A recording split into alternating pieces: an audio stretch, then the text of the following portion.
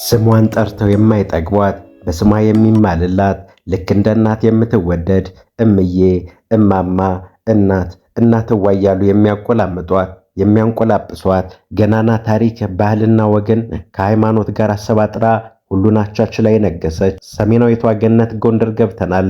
እማማ ጎንደር፣ እምዬ ጎንደር፣ እናትዋ ጎንደር እያሉ ድምፃውያን ያቀነቀኑላት በሞት ያፈርስ ወንብ ላይ የምታበላ የምታጠጣ ከተማ ጎንደርን እንቃኛለን።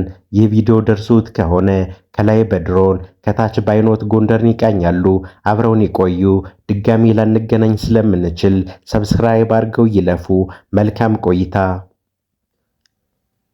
ጎንደር ስትታይ ክበቧ ውበቷ ይደንቃል። በዓለም አስደናቂ የቤተ መንግስት ኪነ ህንፃ ይገኝባታል። በአብያተ መንግስቱ ብዙ ኪነ ህንፃዎች ይገኛሉ። በከተማዋ ብዙ አስደናቂና ታሪካዊ ቤተ ክርስቲያናትም ይገኛሉ። ጎንደርን ለመጎብኘት መነሻው አዲስ አበባ ከሆነ በፕሌን ከመጡ 52 ደቂቃ ብቻ በቂዎት ነው። ከቦሌ አፄ ቴዎድሮስ ኤርፖርት እስኪደርሱ ማለት ነው።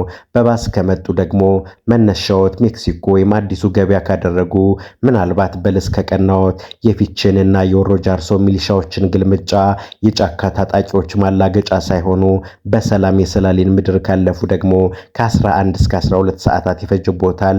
ይህ ሁሉ አልሳካ ብሎት ከሆነ እኔ የማንን ጎፈር ያበጥራለሁ? ባሉበት ሆነው የማትጠገቧን ተናፋቂዋን ሰሜናዊቷን ገነት አስቃኞታለሁ። መልካም ቆይታ። እንዳይረሱት የሰሜናዊ ገነት ጎንደር ገብተዋል።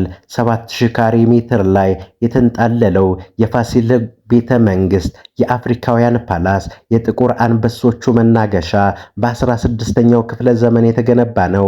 በውስጡ አስደናቂ ኪነ ህንፃዎች ይገኙበታል። ከህንፃዎቹ መካከል የአፄ ፋሲል ትልቁ እንደ አርማ የሚቆጠረው ነው። የኪነ ህንፃ 4 ረዣዥም ፎቆች ያሉት ሲሆን የእያንዳንዱ ፎቅ ወለል ከማይነቅዝና ከማያረጅ ጣውላ የተሰራ ነው። የፋሲል ቤተ መንግስት ግንቦች ከድንጋይ ከኖራ እንዲሁም ከማያረጁ ጠንካራ ጣውላዎች የተገነቡ ናቸው። የዚህ ጠንካራ ጣውላ ግብአት የሆኑት ዝግባና ደንበቃ ወይም ጥቁር እንጨት ናቸው። እነዚህ ተክሎች ጠንካራ የፎቅ መረባረብና የማያረጅ በር በመሆን ድንቅና ማራኪ ውበት እንዲኖረው አድርገውታል። የህንፃው የመጨረሻ ሰገነት ላይ ሲወጡ ሙሉ ከተማዋን ሙሉ ጎንደርን አልፈው ጣናን ማየት ይችላሉ። በቤተ መንግስቱ ቅጽር ግቢ የብዙ ነገስታት ኪነ ህንፃዎች ሲገኙ የአፄ ፋሲል ትልቁ ቤተ መንግስት ወይም ግንብ ነው። ይህም ከፍታው 32 ሜትር ከ600 ካሬ ሜትር ላይ የተቀመጠ ነው። የጻድቁ ዮሐንስ ግንብ ወረቀት ቤት ወይም ቤተ መዘከር ግንብ ያሰሩት ደግሞ አፄ ፋሲለደስ ናቸው። አዲያም ሰገድ ኢያሱ ያሰሩት ግንብ የአፄ ኢያሱ የልጅ ልጅ ዳዊት ሶስተኛ ያሰሩት ግንብ ለሙዚቃና ለቲያትር እንዲሁም ለቅኔያዊ ያሬዳዊ ዝማሬ ስልጠና ይሰጥበት የነበረ የጻድቁ ዮሐንስ ግንብ ወረቀት ቤት ወይም ቤተ መዘከር ግንብ ያሰሩት ደግሞ አፄ ፋሲለደስ ናቸው። አዲያም ሰገድ ኢያሱ ያሰሩት ግንብ የአፄ ኢያሱ የልጅ ልጅ ዳዊት ሶስተኛ ያሰሩት ግንብ ይህ ግንብ ለሙዚቃና ቲያትር እንዲሁም ለቅኔና ያሬዳዊ ዝማሬ ስልጠና ይሰጥበት ነበር። በተጨማሪም የአንበሳ ቤት፣ የነገስታት ፈረስ ቤት እንዲሁም የአፄ በካፋ የግብር አዳራሽ ግንቦች ይገኙበታል። ወርቅ ሰቀላ እየተባለ የሚጠራ ግንብም ነበር። ይህ ወርቅ ሰቀላ ግንብ ላይ 2 ስዕል አድኖዎች ይቀመጡበት ነበር። እነዚህ ስዕል አድኖዎች የቅዱስ ገብርኤልና የቅዱስ ሚካኤል ስዕል አድኖዎች ነበሩ። በነገስታት ዘመን እንግዳ ሲመጣ በእነዚህ ስዕል አድኖዎች ፊት እየማለ ክፉ ነገር እንዳያረግ እየማለ ይገባ ነበር። በጎንደር ነገስታት ዘመን መጨረሻ የተሰራው ግንብ የእቴጌ ምንትዋብ ግንብ ሲሆን እርሱም በፋሲል አብያተ መንግስት የተሰራው የመጨረሻው ግንብ ነው። ከፋሲልና ከነገስታቱ ኪነ ህንፃዎች ጋር ተመሳስለው የተሰሩ አብያተ ክርስቲያናትም አሉ። ከነዚህ መካከል በጻድቁ ዮሐንስ ጊዜ የተመሰረተው ጠዳ እግዚአብሔር አብ፣ ደብረ ስላሴ፣ የእቴጌ ምንትዋብ ቁስቋም ይገኙበታል። እነዚህ አብያተ ክርስቲያናት ከቤተ መንግስቱ ኪነ ህንፃ ጋር ተመሳሳይ የሆነ አሰራር ጥበብ አላቸው። ውብና ማራኪ አስደናቂም ናቸው። ከዚሁ ከቤተ መንግስቱ ሳንወጣ ከ44ቱ አብያተ ክርስቲያናት መካከል የሆኑት ግምጃ ቤት ቅድስት ማርያም፣ እልፍኝ ቅዱስ ጊዮርጊስ፣ አጣጣሚ ቅዱስ ሚካኤል በፋሲል ግቢ ውስጥ የሚገኙ አብያተ ክርስቲያናት ናቸው። የፋሲል አብያተ መንግስት በዩኔስኮ የተመዘገበ ኢትዮጵያ ለዓለም ካበረከታቻቸው መካነ ቅርሶች መካከል አንዱ ነው።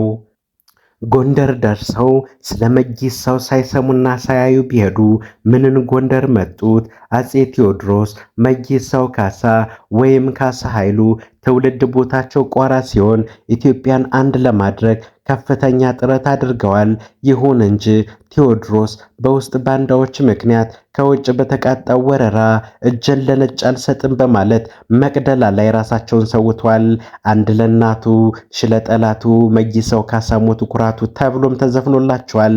ይህ ብቻ ሳይሆን በርካታ ስመጥር ሙዚቀኞች ለአጼ ቴዎድሮስ አቀንቅነዋል። ታሪካቸው በኢትዮጵያ የትምህርት ካሪክለም ተካቶ ታሪክ ትምህርት ላይ ተቀምጧል። የእርሳቸው መታሰቢያ ሐውልት ቴዎድሮስ አደባባይ ወይም ቋራና ኢትዮጵያ ሆቴል ፊት ለፊት ይገማሸራል። ሐውልትም እንደ ሰው ይገማሸራል። ጎንደርን ውብ ካደረጓት ቅርሶችና ኪነ ህንፃዎች መካከል አንደኛው የቋራ ካሳ ኃይሉ የአጼ ቴዎድሮስ ሐውልት ነው። ጎብኚዎች ከሐውልቱ ስር ፎቶ እየተነሱ ለራሳቸው ማስታወሻ ያስቀምጣሉ። ጎንደር 6 ክፍለ ከተሞች ሲኖሯት ፋሲል፣ ዞብል፣ ማራኪ፣ አዘዙና ጃንተከል እንዲሁም አራዳ ክፍለ ከተሞች ናቸው። በእነዚህ ክፍለ ከተሞች ስር ከ30 በላይ ቀበሌዎች የመዋቅሩ አካል ናቸው። የህዝብ አሰፋፈሯ 1.2 ሚሊዮን ህዝብ ይኖርባታል ተብሎ ይገመታል።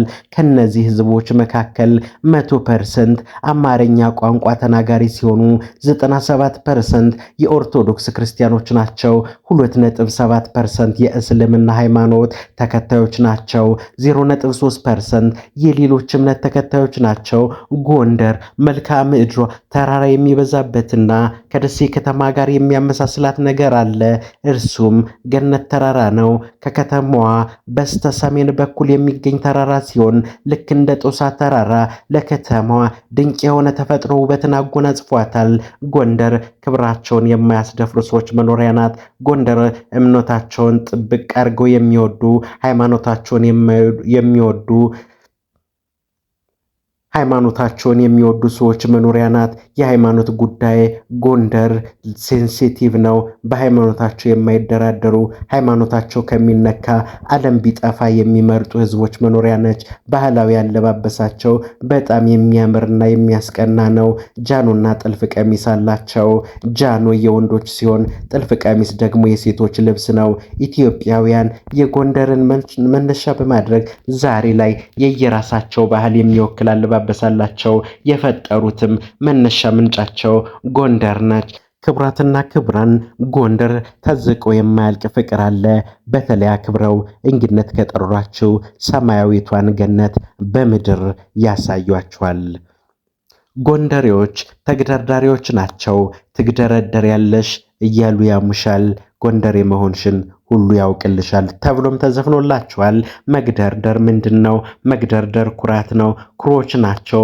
በቂ ነገር ሳይኖር ከጋበዝካቸው እንዳታፍር አንተን ለመጠበቅ የሚያደርጉት ነው። አይ አልፈልግም በቃኝ ይሉሃል። መግደርደራቸው መለያቸው ነው። ጎንደር የጥር ሙሽራ ናት። ጥር ላይ ትሽቀረቀራለች። የእውነትም ትሽቀረቀር ያለሽ እያሉ ያሙሻል። ጎንደር ይሉኝታ መቼ ያምርብሻል ተብሎም ተዘፍኖላታል። ጥምቀት የጎንደር እስትንፋሷ የልብ ምቷ ነው። ከሊቅ እስከ ደቂቅ የሚጓጉለት የሚያከብሩት የሚናፍቁት ነው። ጥምቀት ጎንደር ላይ በ7 ታቦታት ይከበራል። 5ቱ ታቦታት ከመንበራቸው ተነስተው መስቀል አደባባይ ላይ ይገናኛሉ። ከዚያም በዝማሬ ታጅበው ጥምቀት አደባባይ ላይ ከቀሃ ኢየሱስና ከመጥምቀ መለኮት ቅዱስ ዮሐንስ ታቦታት ጋር ይገናኛሉ። 7 ሆኖም አይደል? ጥምቀት አደባባይ ላይ ከ3 አቅጣጫ የመጣው ሕዝብ በዝማሬ አጅቦ ወደ ጥምቀተ ባህር ይገባሉ። ከተራ ተከበረ። በማግስቱ ፊትና አጣጣሚ ቅዱስ ሚካኤል ይቀሩና ሌሎች 5 ታቦታት ጥር 11 ጎንደርን ሰማያዊት ያስመስሏታል። አቤት ውበት፣ አቤት ድምቀቱ! የጌታችን የመድኃኒታችን የኢየሱስ ክርስቶስ በዓለ ጥምቀቱ በጎንደር ግሩም ነው። ቃና ዘገሊላ ቅዱስ ሚካኤል ደመቅ ብሎ ይከበራል። ገና ሳይደርስ የሚናፍቅ እየተከበረ እንኳን የሚናፍቅ ሲያልፍ በትዝታ የሚያስቆይም ነገር ቢኖር የጎንደሮች ጥምቀት ነው። እነሱ ሲያከብሩታል የታደሉ ናቸው። ክቡራትና ክቡራን እናንተ በጥቂቱ ጎንደርን እንደዚህ ካስቀመስኩ ጋበዝኳችሁ። እናንተ ደግሞ ሰብስክራይብ የሚለውን በተን ጠቅ አድርጉት። እዚህ ድረስ ከጎበኛችሁ አመሰግናለሁ። ሌላ ጊዜ በሌላ ዶክመንተሪ እስካገኛችሁ ድረስ ሰላም ሁኑልኝ። ሰላም ጊዜ